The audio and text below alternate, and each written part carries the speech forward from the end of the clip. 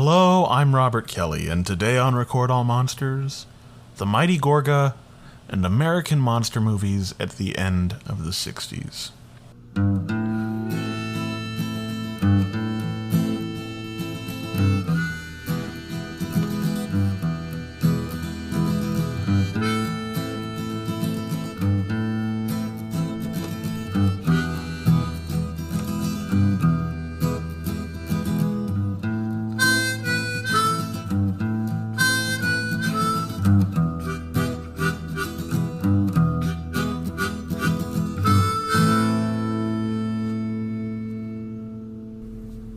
What's this about a new main attraction?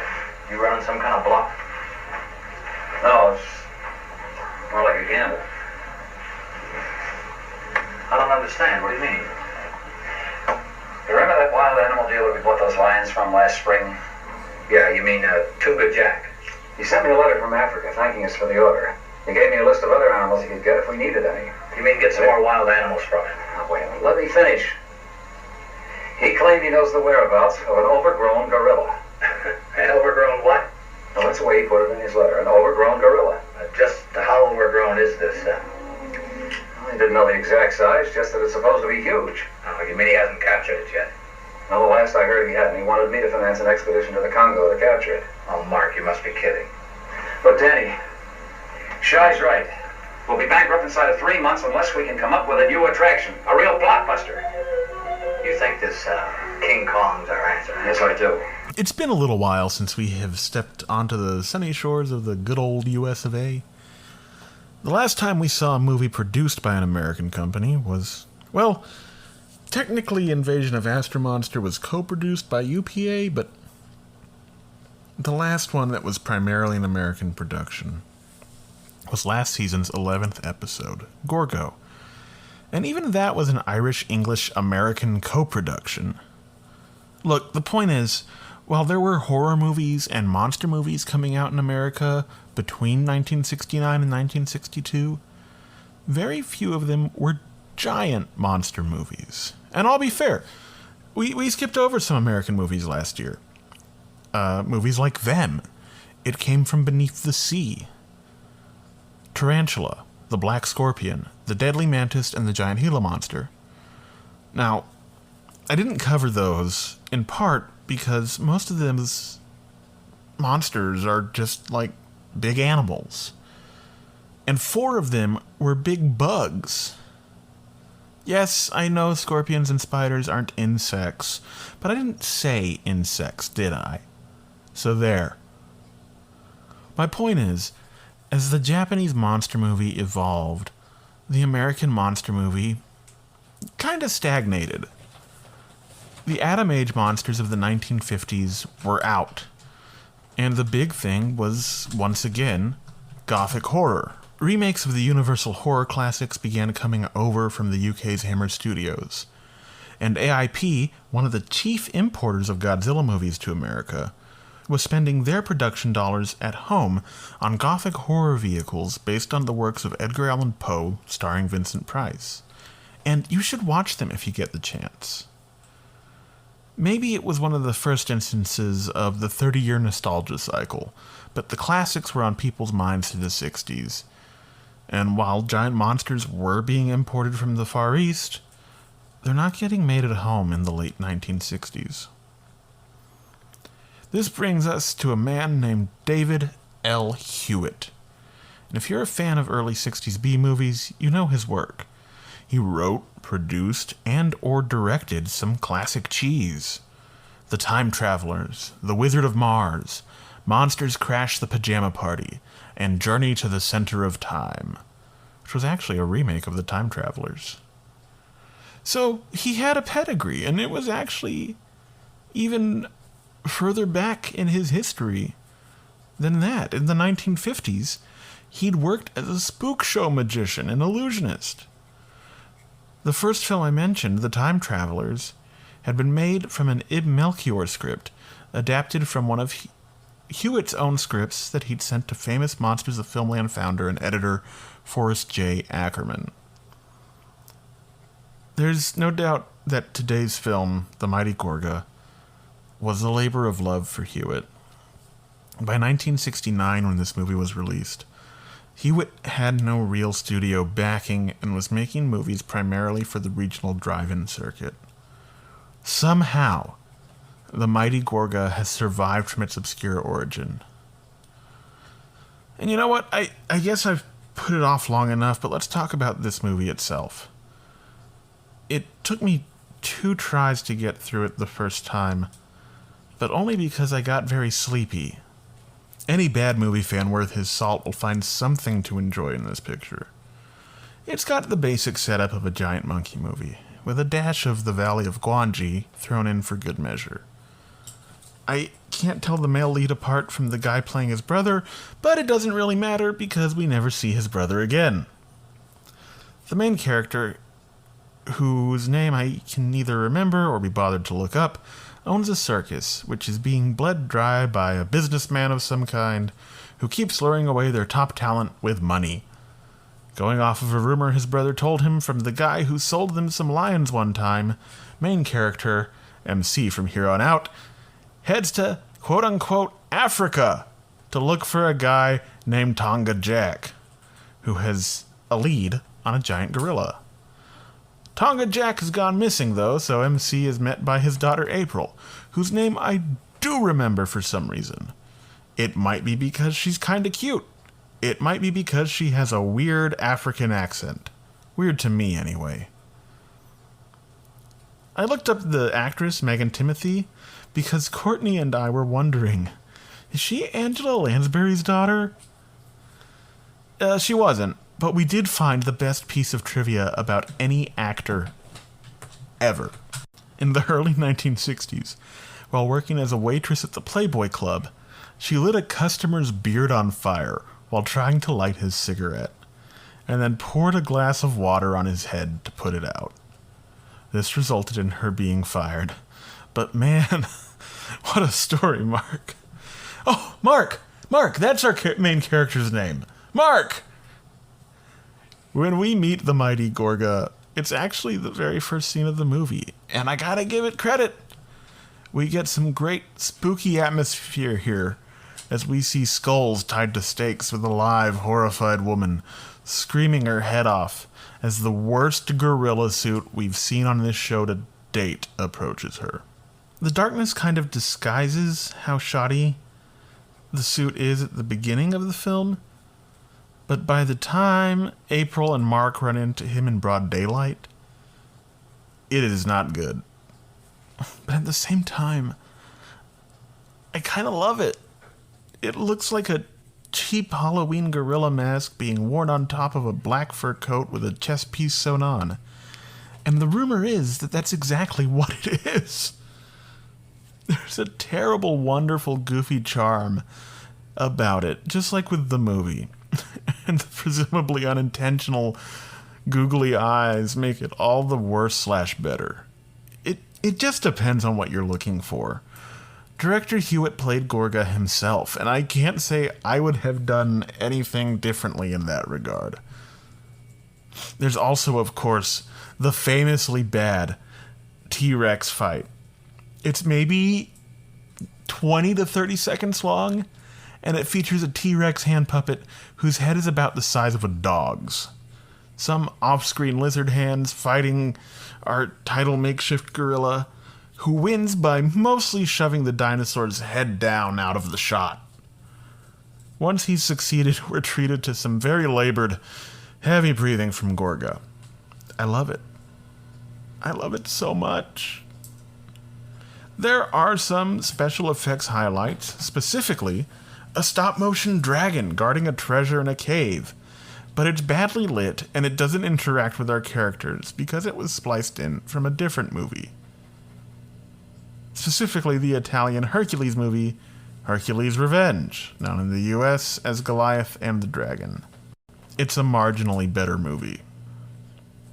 Yeah, this movie is awful. But like the giant claw before it, therein lies its virtue. This is something that survived its birth on the regional drive-in circuit and is now brought to us by Something Weird Video, who decided to release it on DVD as a double feature with the Ed Wood penned softcore porn parody of Hammer's 1 million BC, 1 million AC/DC. So just if you choose to buy the DVD, be warned. Don't let your younger siblings or children pick that second feature. The fact that this has survived for us to watch all these years and that people like us are talking about it is a small miracle, and I refuse to question it. How do you thank a gorilla for saving your life? I don't know. Maybe you'll settle for his freedom.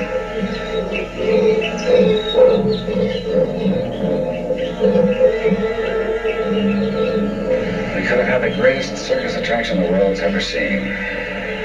We? That's what I said.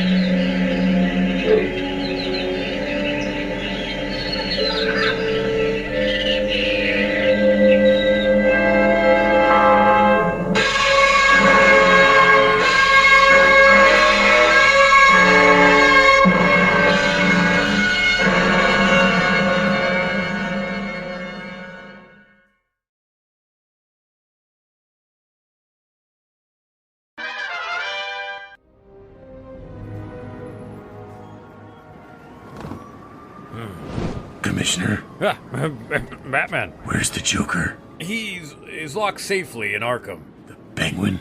No, Two-Face? no, it's not. Is it the Riddler again? It's not Calendar Man, is it? No! Oh, thank God. It's not about your extensive rogues gallery. Oh, then why did you use the bat signal? Word on the street, there's a new player in Gotham. They call themselves Podcasters Assemble. They're calling for entries on the latest season where they're reviewing every Batman movie, including Christopher Nolan's Dark Knight trilogy, starting with Tim Burton's 1989 original, and leading up to this year's release of Matt Reeves' The Batman, starring Robert Pattinson as the Cape Crusader, releasing in theaters on March 4th, 2022.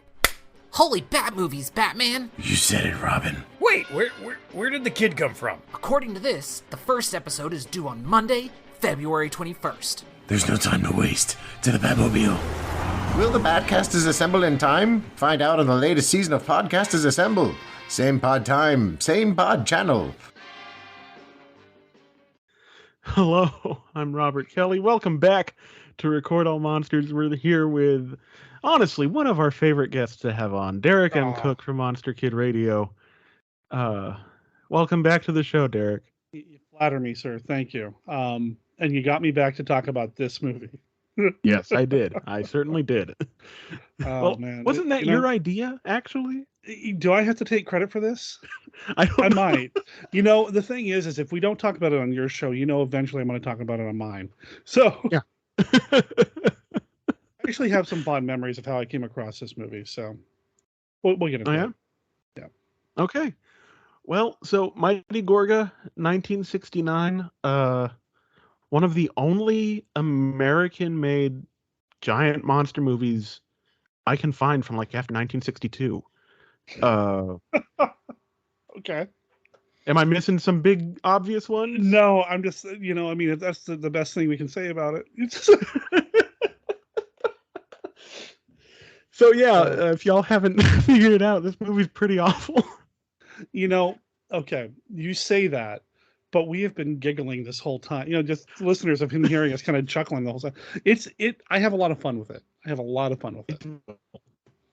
Right. Well, it's one thing. It's kind of a miracle that this movie survived being like a regional drive-in B feature.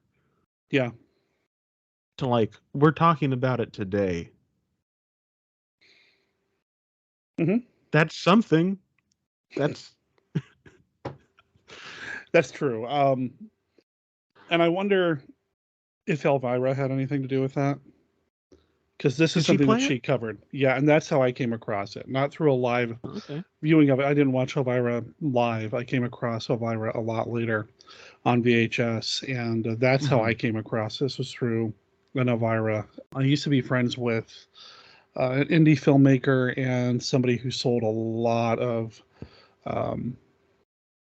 videotapes that probably he shouldn't have been selling in the back of like Fangoria magazine and Starlaw, the gray market type stuff. Yeah. But he was also an indie filmmaker and would sell his movies through this as well. And I got involved with him when I was living in Montana, and he was getting ready to do some feature film stuff. And I managed to get on board as the special effects guy and somehow ended up as one of the lead actors. Wasn't intentional, but it just kind of happened. That movie imploded. Uh, it never got done. There were some weird things that happened kind of behind the scenes, not just with me and the filmmaker, but like two of the other leads and the filmmaker. But he didn't want to lose all the footage that we had already shot, so he ended up constructing some sort of anthology piece and then used the footage that we had and created a wraparound segment for it after cutting it way down for the anthology. That it was a mess. Bottom line, though, is that Kevin Kuhn, that's the guy's name, introduced me to the Mighty Gorga because he had it on VHS from a recording of Elvira showing the movie. And he loved it. He giggled and howled at it and had a great time with it. Kevin was one of these guys who I think would have really thrived in like 70s low budget exploitation filmmaking. That was kind of his mindset, his aesthetic, and I think he really, really liked Mighty Gorga because it was such a low budget, low effort, designed to bring as many people in as possible during opening weekend, and that's about it kind of movies. Yeah. And Elvira really kind of makes the movie better. Yeah. I haven't seen her take on it. I was surprised to hear that, but this is a movie that's designed to put on in the back of a party or up on a drive-in screen where you're in a car with your buddies. Oh, yeah. Just kind of hanging out. Every once in a while you stop to look at the ludicrousness, the lunacy on the screen. That's just because for the most part the movie's it's slow paced, very paint by numbers, giant gorilla movie. Yeah. And then you get these scenes of madness, like like when the opening scene, to be fair to the movie, very well shot, very atmospheric. Yeah. Until the camera turns around and you see a Party City gorilla mask with googly eyes on it. Like, it opens as if they were expecting potential distributors or promoters to watch like the first minute or two of the movie and then make the decision based on that. It's like, okay, we got him now. We don't have to try nearly as hard anymore. Yeah, because it really, the Mighty Gorga is not very mighty. I'm just going to say it. No. I had a lot of fun with it, but I also recognize that it is lacking in a lot of departments. Yeah, it's again, story's very paint by numbers. The gorilla suit is bad. I was watching it last night with Courtney, and you could see, I noticed it this time in Gorga's second appearance. You can see the guy's neck. Oh, he turns his head really for a little bit. Yeah, and it's just like, oh no. I'm not surprised to hear that, but come on, guys. And I'll give it a credit, another low bar credit thing. Even though they have white actors playing the natives, they're not in blackface. They're just kind of bronzed. This movie's got a lot of absurdities to it. As an audience, I think we're expected to accept a lot with this film. But for whatever reason, that's always bugged me. Yeah, I'll take the cheesy looking gorilla suit and the wildly inconsistent scale during the dinosaur fight. In the fact that it's made out of paper mache or whatever. I don't even know what's happening in that scene. But the natives just take me out of it, and I don't know if that, what that says about me. But not. I'm glad they're not doing, blackface or cultural appropriation or whatever, right down to their dialogue. They don't even try to sound like they're quote unquote native. They, No. they just.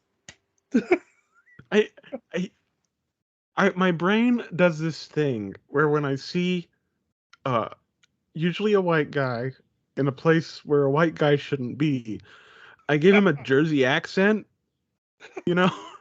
So, just in my head, even though I'm watching the movie and hearing him talk, I'm hearing, Mighty Gorga, these guys are coming to, destroy our plateau and take our treasure. And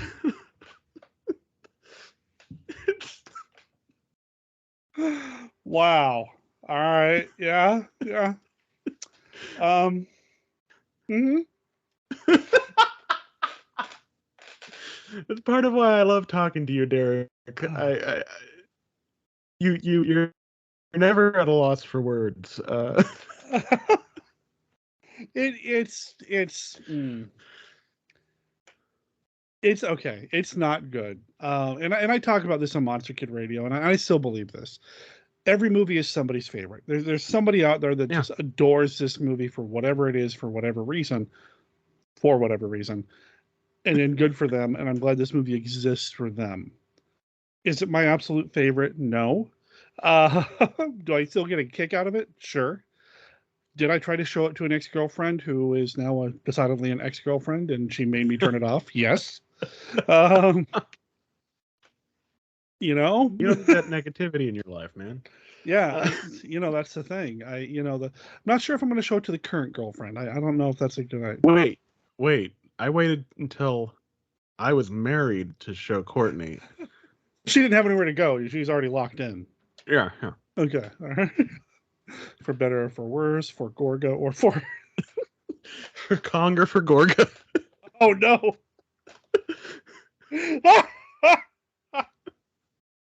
Oh man.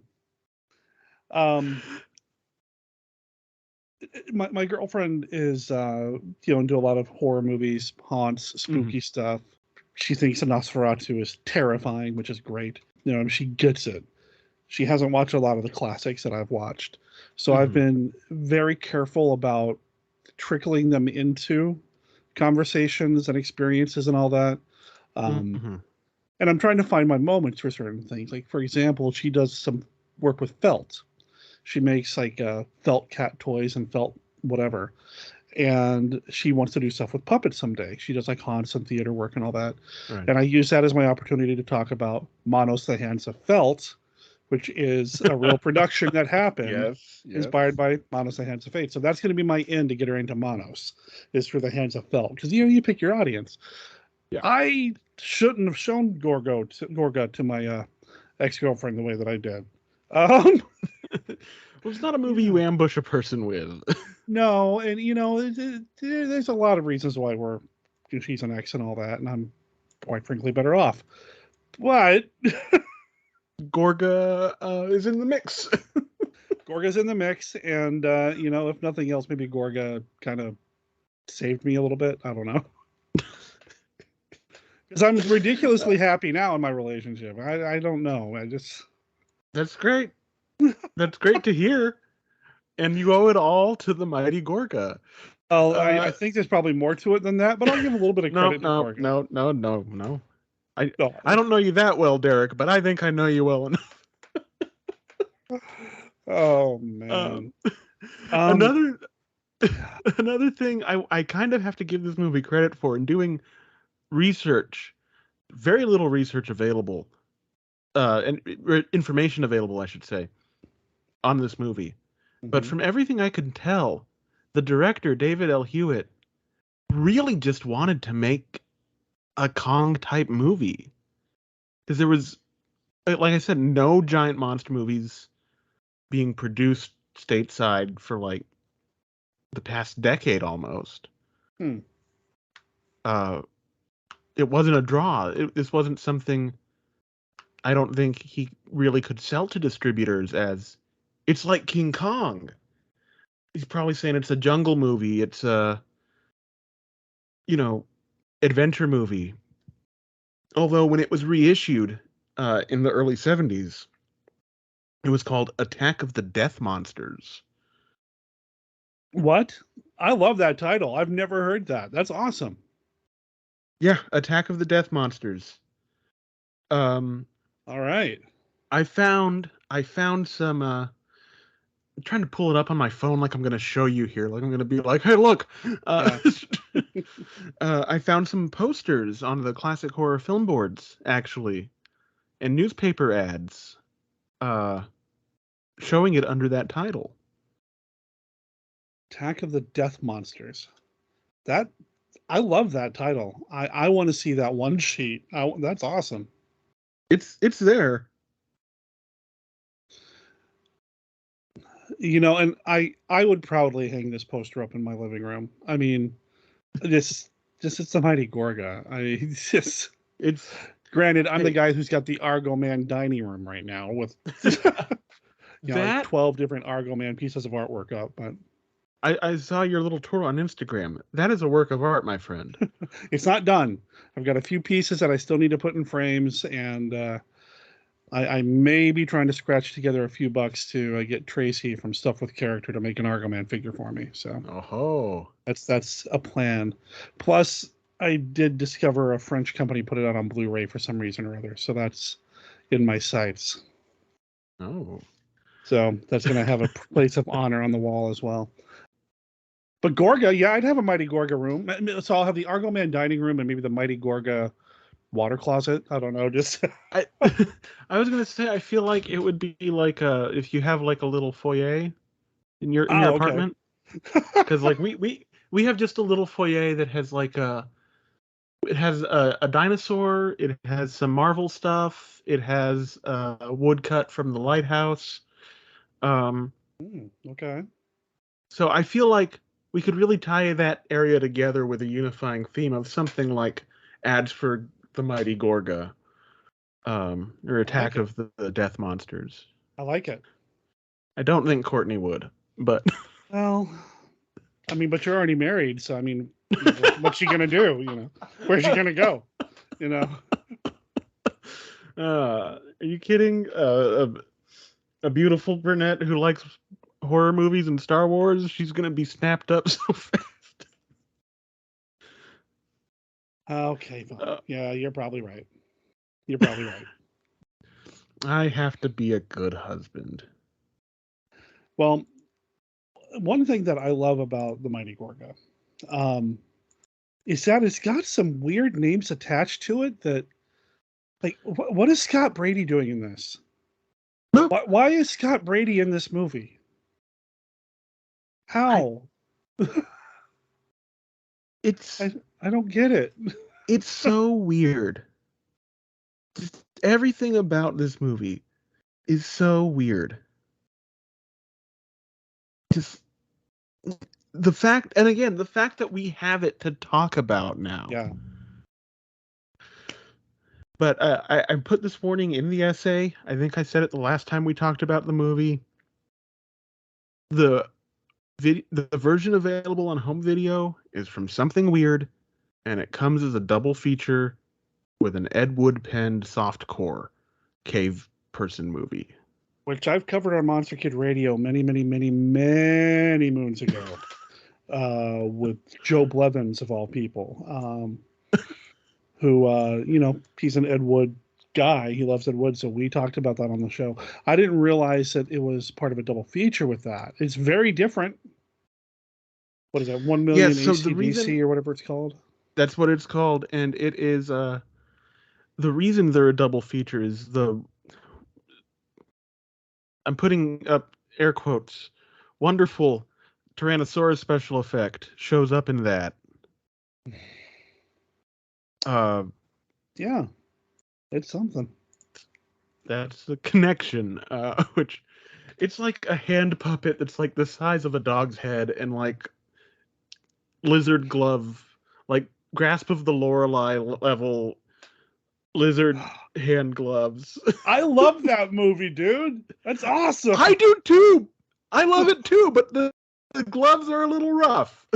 There's a lot about it that's a little rough, but I love it, man. It's awesome. I have that as a German import Blu-ray around here somewhere. I love it. Oh. So. I just bought the Shout Factory double feature with Night of the Sorcerer. There you go. I've been going, and I rediscovered the Nashi cast recently. I think a bunch of their stuff got re-uploaded onto Spotify, which is how I usually listen to podcasts, and it just showed up in my. I was like, thank you to whatever higher power or Spotify intern decided I needed to see that. They do good work. Rod and Troy do really good work, so that's awesome, man. They do. And I'm in good company with them of having been nominated but not won a Rondo. I was going to bring that up at some point during our conversation. If not here, then definitely on Monster Kid Radio, which you're going to be on this here soon as well. So, yeah, I was going to bring it up then. So, good job not winning an award. That comes across really wrong, but I knew it. You too. Well, I won once, like many moons recognized. ago. That's true. Yeah, that's true. That's not bitter at all. No, just kidding. The Rondos is awesome. The Rondos is really cool, and to get nominated and get that kind of press, which is just fantastic. I hope it gets you some more listeners. It has both years. There's been a slight jump after the Rondos. Good. But it's it's very bizarre to me. Both times, it's just like I'm on a ballot with Gilbert Gottfried, Svengoolie, and like, and again, like I've been listening to Monster Kid Radio and the Nashi cast, and like with you guys, it's just, and Dinosaur Dracula, all these things that I consume. Mm-hmm. I'm good enough to be put on a ballot with them. I don't believe it. Someone's pulling my leg. It's surreal. While I still don't have the actual plaque, so I'm not 100% sure it's not a long-term prank. The year that I was inducted into the Hall of Fame was the same year Svengoolie was inducted. We're in the same Hall of Fame class. Now, granted, he's got probably a bookshelf buckling under the weight of all of his other Rondos that he's received over the years, but I went in the Hall of Fame the same year as Svengoolie, so yeah, it's pretty surreal. That's incredible, Derek. And you know what else is incredible? The Mighty Gorga? Not this movie, no.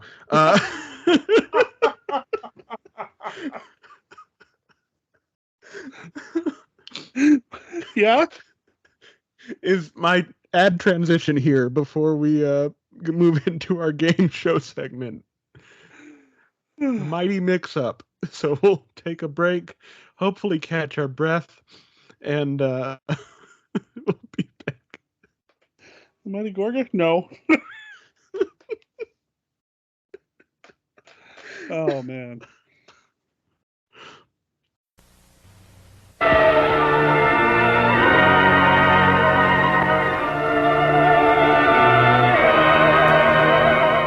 Prepare for a spine-tingling, nerve-shattering podcast featuring all your favorite monsters.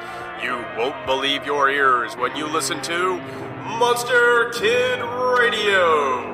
Here are your hosts, Derek M. Cook, and his ever-rotating stable of guests discuss your favorite classic and sometimes not-so-classic monster movies. Subscribe to Monster Kid Radio through iTunes or Stitcher, or visit monsterkidradio.net before the next weekly episode of Monster Kid Radio. Go through the archives for interviews with Sarah Karloff, Victoria Price, and Joel Hodgson. Listen to discussions about movies like Creature from the Black Lagoon, Island of Terror, and King Kong. And don't forget convention coverage from Monster Bash and the H.P. Lovecraft Film Festival. Classic monsters, modern talk, and the head of Rondo Hatton. Only on Monster Kid Radio.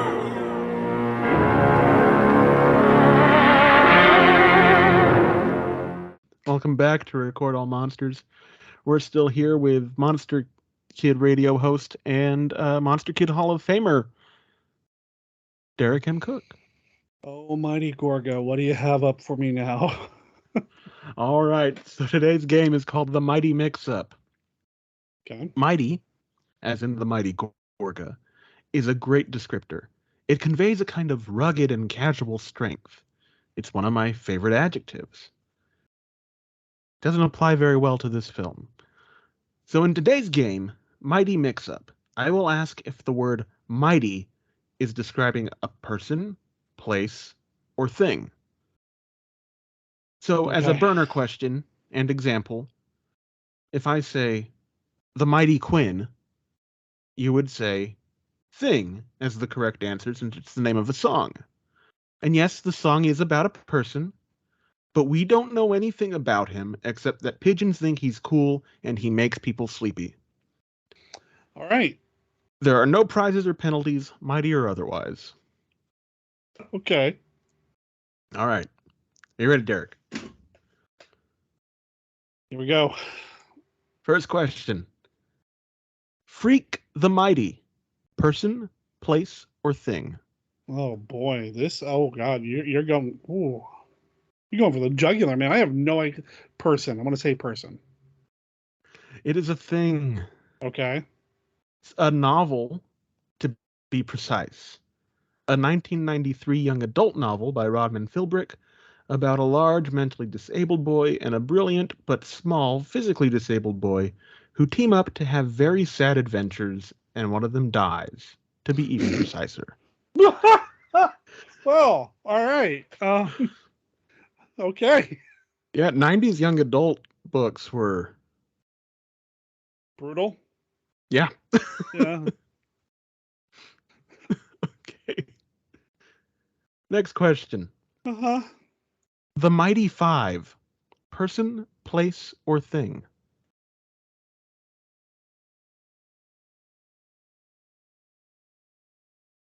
And you always get me on this stuff. I'm going to say people. It's a group of people. 5 people. It is a place. Of course it is. Or should I say places? The Mighty Five refers to any of the 5 state parks in the state of Utah. Okay. All right. All right. You've got 3 more questions. The Mighty Howlin' Wolf. Person, place, or thing? That's a person. Yeah? Yeah, that is a person. Okay, yes. All right. One of my favorite people. Born Chester Arthur Burnett in White Plains, Mississippi in 1910, Howlin' Wolf was one of the most beloved and skilled performers of blues music in the post-war era. Okay. Whew. I got one. I might have been personally offended because Howlin' Wolf is he's like, if I have a personal Mount Rushmore, it's like him, A.G. Subaraya, Vincent Price, and the Mighty Gorga. And yeah.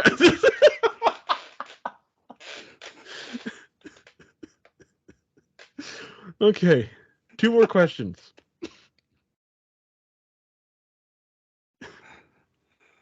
Uh-huh. Mighty Mule. Person, place, or thing? Mighty Mule? Mule. Mighty Mule. Yeah. I'll say that's a thing. You are correct, sir. Okay. Sounds like maybe it's like a drink or something, maybe. I don't know. No, the Mighty Mule is a company that sells automatic gate openers and other gate opening accessories. I was way off, but I still got the win, so there we go.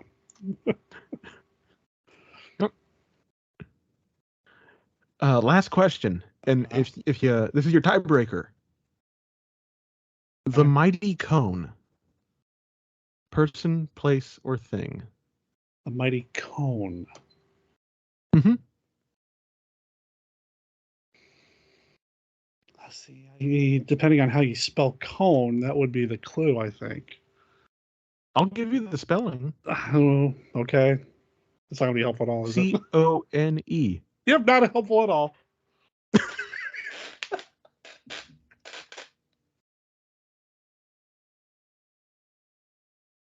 thing. Derek, it's a place. The Mighty Cone is a restaurant in Austin, Texas that specializes in fried handheld foods served in a paper cone. I've never been there. They're close, but I've never been there. Okay. I've almost gone a few times. But you're lucky we don't have penalties, Derek. Man, one of these days I'm going to get on your show and you're going to do this, and I'm going to come across. I'm going to get more than 50%. I swear. You've won before. I know, but just I'd like to get with something like a real solid like a real win. Be like, yeah, look at me, Hall of Famer, and I beat Record All Monsters. Well, in the meantime, why don't you tell us what's going on over at MKR? Well, we're not talking about Mighty Gorga this week on Monster Kid Radio. When's this episode going out? It's going out this week. Oh, okay. So Friday. Well, so this Friday, we will have just released an interview with author Julian David Stone about his book "It's Alive," which is a historical fiction novel set during the production of Frankenstein. It kind of tells this madcap story about how Junior Lumley actually managed to make Frankenstein happen, and it's filled with all sorts of chaos and near misses and near hits, and it's fascinating. So I have an interview with him coming up that'll be available by the time this drops, I think. And then next week, you're going to be on the show because we are kicking off, maybe a little late, but we're kicking off this year's Lucha de Mayo, which I said correctly. And we're going to talk about luchador movies on the podcast. Typically, we try to do all May luchador movies, but with Julian's book coming out beginning of May, I wanted to kind of make sure that happened around the same time. But we'll still get 3 solid weeks of luchadors. We've got you coming up. Kenny is going to be on the show as well. And I still don't have the 3rd week booked or planned yet, but we'll get something. I'll have something happen. All right. And what's the name of the movie we're talking about over there? It is... it's Santo, Blue Demon, y Mil Máscaras, and La Misterio en Las Bermudas. Cool. I can't roll my R's. I can't speak Spanish. So thank you for pitch hitting that for me. Even though I can't speak Spanish or know how to roll my R's or anything like that, I certainly speak the international language of wrestling, which is what these movies are about for me. So yeah, it's going to be a good time. Otherwise, I've got, a handful of other things happening right now for me. Some on the personal front that I'm not quite ready to talk about, but sometime in May, hopefully by the end of the month, there will be some pretty big changes happening for how things are done in the world of Monster Kid Radio. New media company, new business, new approach to getting things done, same old content. Well, hopefully better, but just got some pretty big things happening on the Monster Kid Radio, or shall we say, Monster Rally Media front. And so yeah, that's coming up, and that's gonna kind of take what I do on MKR as well as my writing and YouTubing and filmmaking and everything else that's in the works to another level, I hope. So some pretty big things happening. Sounds exciting. Sounds promising. I'm hoping. And, if it takes sacrificing a virgin to the mighty Gorga to make it happen, I'll do it. I'm pretty committed to it. Yeah. Well, his thirst for virgin blood is great. I'm sure he'd be willing to oblige. There you go. I said I saw Mighty Gorga on an Elvira tape. What stands out most to me about that is, how she does the little clips every once in a while where she reenacts scenes from the movies. She has herself doing a very lackluster performance of being tied up while Mighty Gorga's coming. Oh, Gorga! Oh no! It's just fun. So, yeah. I'm not saying I want to strap up Elvira in my house and well, okay. I think we're cutting out. I think we're good. All right, Derek. So What just thanks happened? for stopping I don't know by. what just happened. Thanks for stopping by. Record all monsters. You know. No, see, this is how it works. I go on to your show and be a little bit too frank about women that I'm interested in. Not the other way around. I don't know what just happened. I really don't. Not Mad how we respect do for women. this. I don't. Yeah. She brings things out in a man. Yeah. Okay.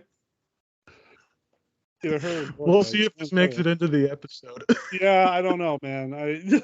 You do what you got to do. We're just gonna fade out on us dying laughing over each other. That's what we're gonna do.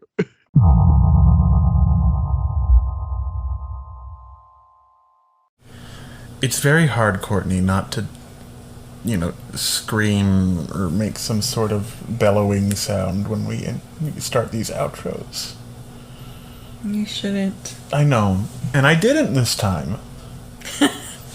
So, that's good, right? Yeah. I did good. Mm-hmm. You know what else was good? Not the movie we talked about today. I already used that joke in the interview with Derek, who we want to thank, of course, as always, for coming on. We had a great time. I always have a great time talking to Derek.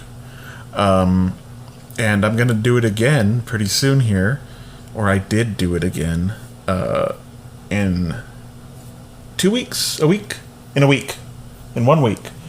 I'm going to be on Monster Kid Radio again, talking about El Santo, Blue Demon, y Mil Máscaras, en Los Misterios, en Las Bermudas. A luchador movie starring El Santo, Blue Demon, y Mil Máscaras. Is it mascaras or mascaras? Máscaras, yeah, that'd be, sorry. Just my... I was just thinking of 1,000 mascara wands. Well, I'll be doing that next week, and next week here, I'm hoping to have a quick look at the Valley of Guanji. Mm-hmm. But the priority over the next couple of weeks is going to be our 12th episode, which Courtney's going to be a guest on. I've been doing some work on it already. It's going to be a record length. I usually try and keep these shows under an hour, but it is just not possible. Episode 12, we'll be talking about Godzilla's Revenge. Yay!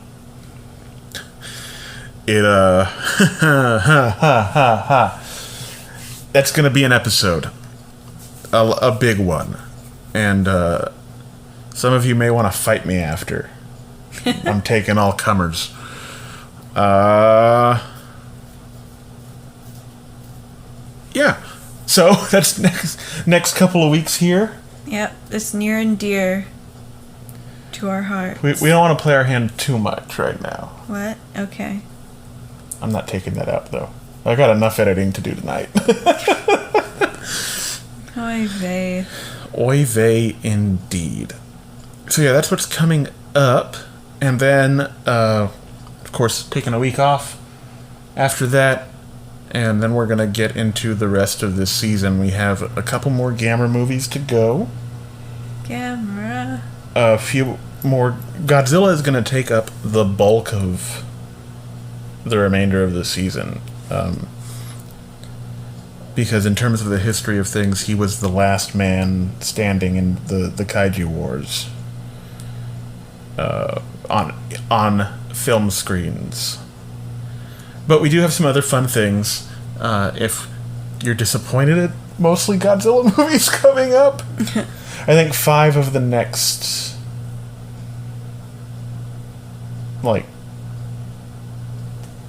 8 movies are Godzilla movies.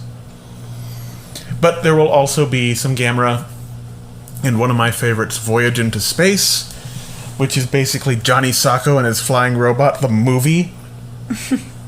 I love Johnny Sacco, as you know, and I'm very excited to talk about it. So I guess that, yes. And contact. If you want to talk to us about anything that you've heard on the show today, you can reach us on Facebook, where you can find us by searching Record All Monsters Podcast. We're on Instagram at recordallmonsters.pod. We are on Twitter at monstersrecord. And you can email us at recordallmonsterspod@gmail.com. Yes. You can also... Well, we're recording this on Cinco de Mayo. It's going to come out the day after. If you want to support a Mexicano, a Tejano, I have a shirt for sale in our TeePublic store that has a picture of El Santo looking grumpy, and it says above him, my name is El Santo, and my girlfriend is forklift certified. Courtney, is there anything else? No. Just leave us a review or rate the podcast if you feel so inclined. Thank you to anyone who voted for the podcast for the Rondo. Yeah, we lost. It's okay, though. But thank you, and remember that monsters are your friends.